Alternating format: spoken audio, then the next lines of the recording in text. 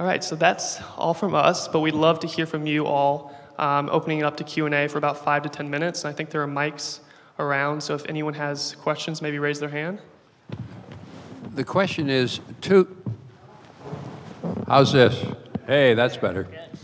Two of the key locuses of decision-making in Canada relative to the arts would be the Ministry of Heritage and the Canada Council. So one of my questions right from the start is, how do we know that the data you're going to work on and the conclusions and recommendations that will come from it are meaningful to those two audiences? So my hope is, before the final questionnaires are developed, there's consultation with both Heritage and the Canada Council. I'm told that will happen, but I thought if I said it publicly, it would increase the odds. Is this on? Yes. It's already happening. So in our conversation, we have a advisory committee who met yesterday, and we're already talking about the Canadian Heritage Study, and both studies, actually, all the different studies that are happening, to make sure that this is a complement to those studies, and make sure that we are making sure that it's a complement and it's not duplicating.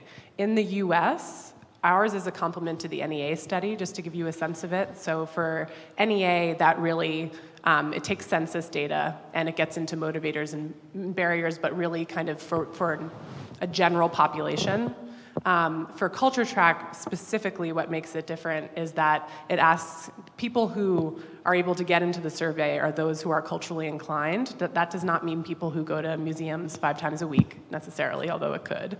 But it could also mean someone who goes to a community festival once a year. It could mean someone who goes to 2 plays. We're defining culture very broadly, but it is different in that it's asking people, it's kind of the low-hanging fruit, those who are culturally inclined. But in addition to you looking at the material and seeing that there is relevance to the way the two work together, are you actually talking to people from those 2 organizations to make sure that they agree with you Yes. that what you're doing will be relevant? Yes. Okay. Yes. But thank you. I'm happy.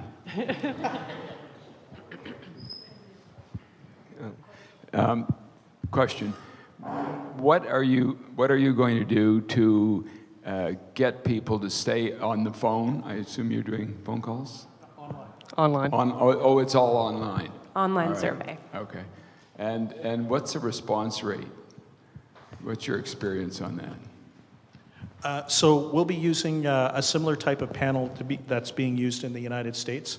Respondents will be screened, and they will actually be receiving everyone will be receiving an incentive. So the purpose is to have a final sample group that's representative of each of the provinces, and then afterwards kind of weighted to reflect the Canadian population. So we should be good on that front. It's my turn. Quick question. Will you release the US raw data to Canadians as well in this partnership? Yes, it's actually going to be made available to anybody around the world who wants it. So we have a Culture Track website, which everyone can go to, that has our studies from our past 7 studies, and that will also have any of the studies moving forward available to anyone, not just the US. I think you just answered. I think you just answered this. I wanted to know how one accesses what the study that is now and how the study that will be. How does one access that? There are many different ways, but easiest is on our website. So we just launched a new website about a month ago, so culturetrack.com. That has our study from 2014, from 2011. It was going to have the US study from 2017. We'll put Canada on there as well. So on our website, but also feel free to call if it's something that you can't download for any reason. We can send it. Can I? Hello? Could I add something to that? Unrelated to the research, but a personal hope. I hope that this first project that would be completely open source and transparent starts a dialogue on further collaboration between everyone and sharing, and then to figure out, to your point, for there to be a place, right, on the La Placa site in Canada where people can access raw data and share information in general. Because I think for our industry and our sector, This is going to be a first in terms of complete transparency and sharing of all of the individual survey responses. So maybe this is a heads up as a researcher. As soon as everything is shared, you should start the dialogue on, wow, we're sharing and curating and being creative in terms of creating market intelligence. Is there other things that we can do to collaborate? And how are we going to do that on a go-forward basis? Hi, it's Paul from Vancouver. A couple quick questions. You talked about engaging diverse audiences, and I'm just wondering about limiting the online survey to just the 2 official languages. For example, this morning the minister talked about the 20% of our population that are foreign-born, and in Vancouver and with my organization, we've worked very hard, for example, to introduce Mandarin to a number of our ways of communicating with audiences. And I just wonder if there's an opportunity to consider expanding the opportunities for the survey. Yeah, so if I could respond to that on 2 levels. First of all, according to Statistics Canada, 94% of the population speak either English or French. And that 6% speak neither English or French. That's their estimate, right? And of course, there's a diversity of backgrounds within that. So the coverage is pretty good. 94%, I would say, from a research perspective, is pretty good. In order to reach out to those other, to the folks that don't speak French or English, this is kind of the stuff that Maggie was talking about in terms of a potential special project. Because, within the confines of what we're trying to do here, that I kind of like to use the baby steps.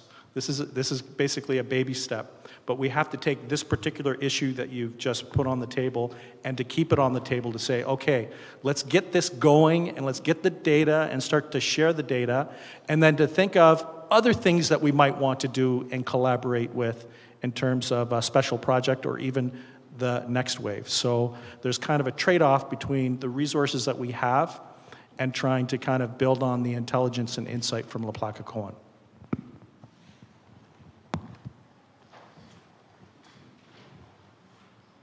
So just a word from Quebec this time, to build on Jim's recommendation. On a provincial level, there's consultations that can be done. The Quebec government has a culture track, and it's interesting that it's reporting to the Minister of Finance. And to build on the suggestion to consult with the federal level, well, there are some initiatives that can be helpful in knowing that Quebec is very present in the culture industry.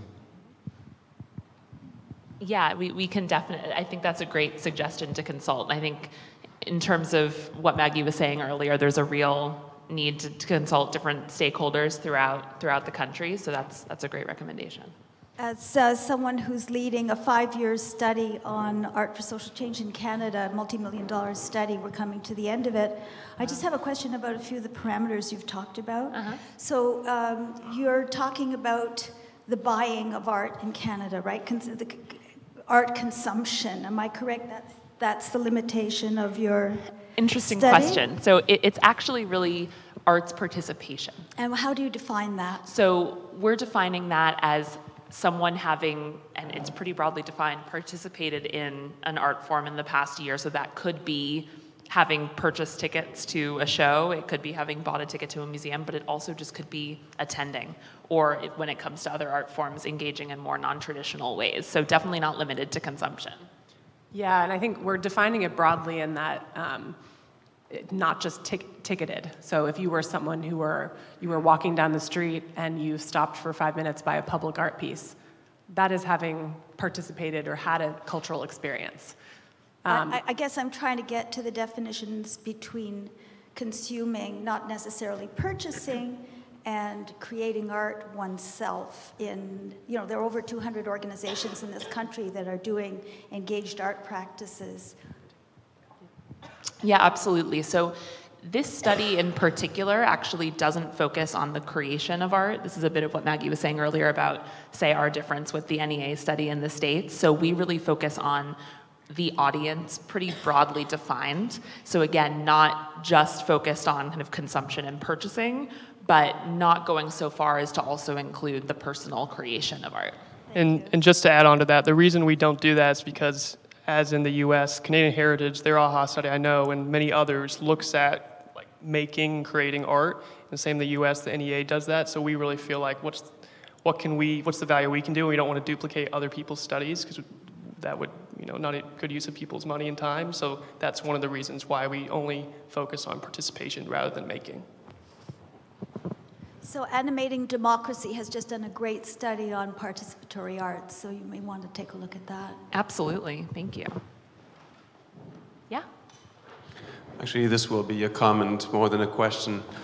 My job is research. I do it, I commission it, and I just want to highlight that what you are proposing today is as groundbreaking, if not more, than what we saw in the morning. The open design, providing open data to the sector, this is something that we have been needing. It's something that actually happens in few sectors, because everyone keeps data for themselves. But the moment you open up the entire database in SPSS format, the applications are endless.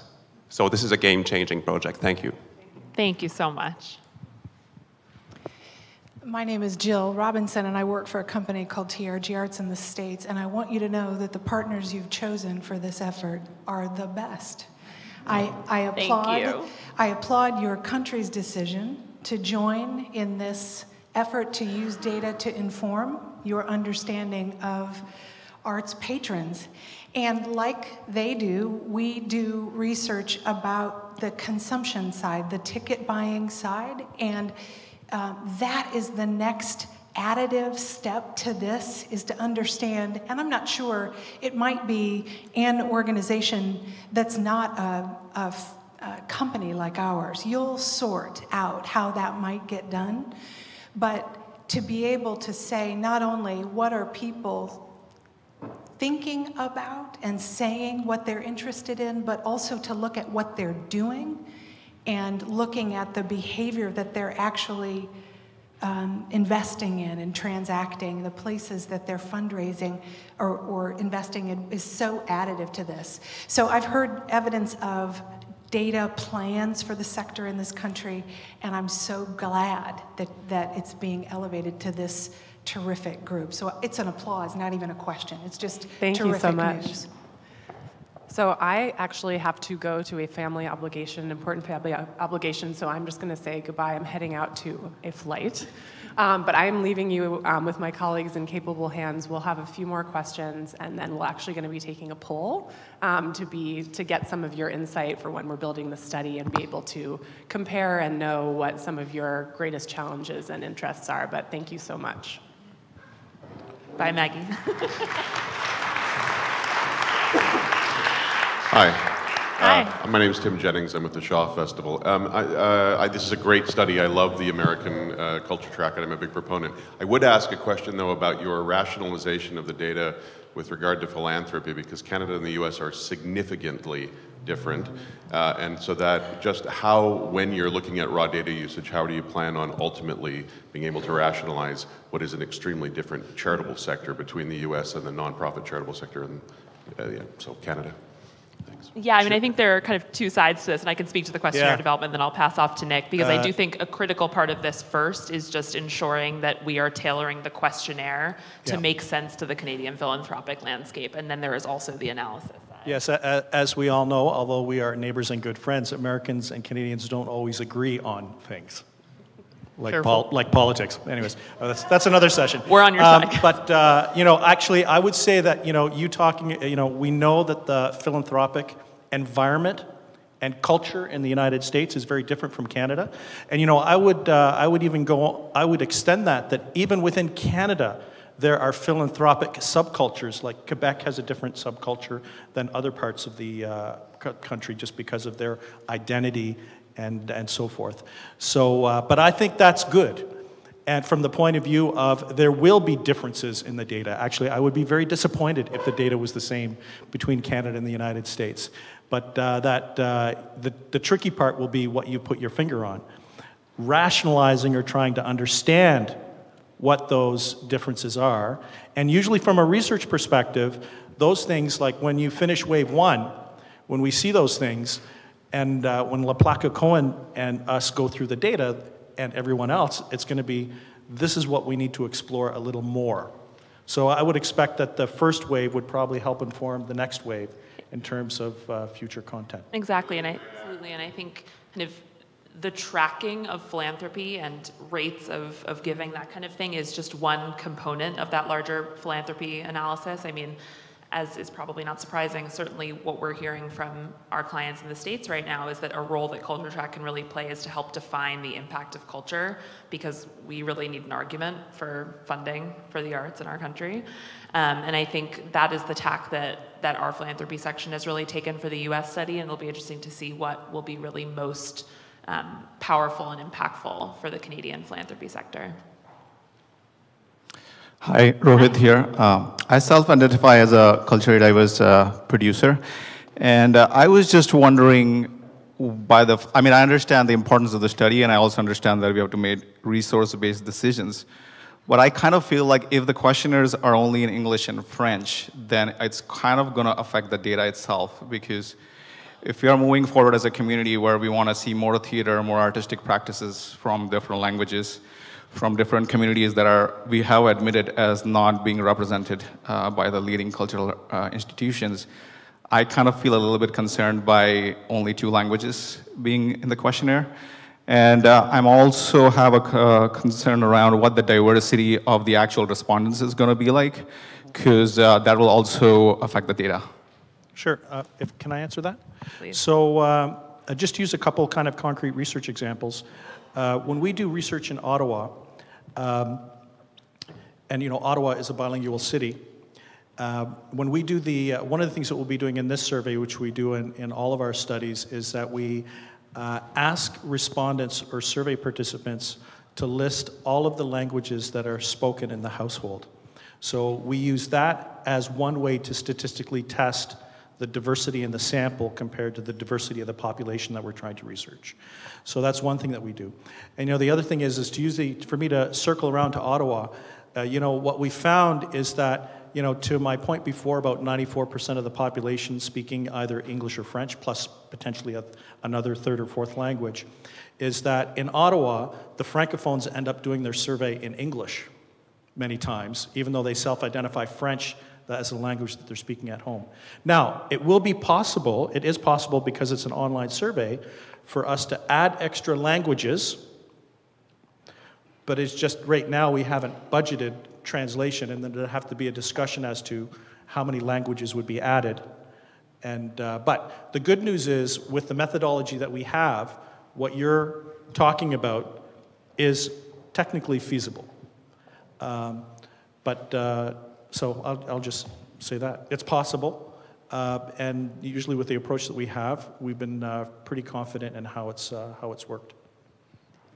Okay, so we can take one last quick question, and then we need to turn to the Michelle polling. Sanders, Making Treaty 7 Cultural Society. 2 very quick. Are you including territories with provinces? When you said the provinces, you meant including the 3 territories? Yep.